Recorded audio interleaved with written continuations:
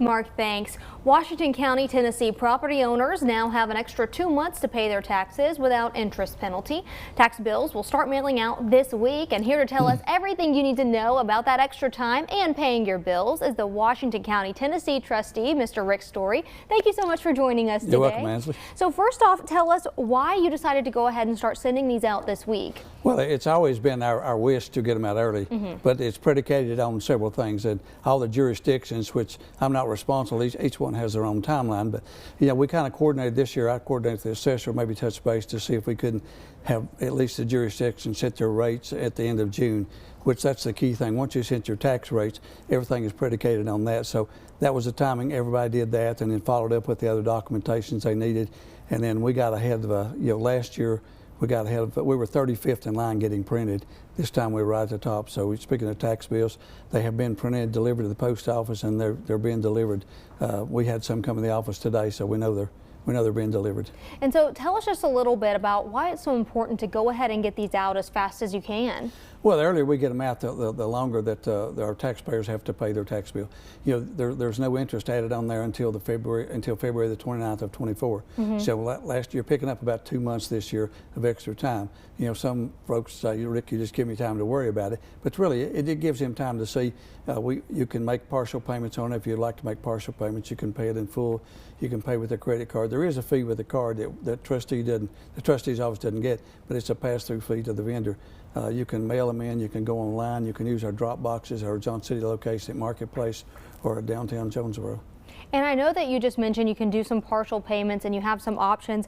Aren't there also some tax relief options for folks as well that might be needing some help? Great question. Tax relief is certainly available out there. It's available to the elderly, the disabled, disabled veterans, and widows of disabled veterans. The elderly is 65 and older, and disabled, you don't have to be 65, you just have to be declared disabled. And those are predicated, or not predicated, when you bring, to qualify for those, your income has to be $31,400, that or below, or within $100 of that. And that's the household income for 2022. And if they would just bring their information on that, for their Social Security or their tax return, bring that along with their Social Security card and their driver's license. And anybody's name, if someone's name's on the deed with them, they're deceased, they just need to bring a copy of that death certificate, and that's all it takes to get filed as elderly or disabled.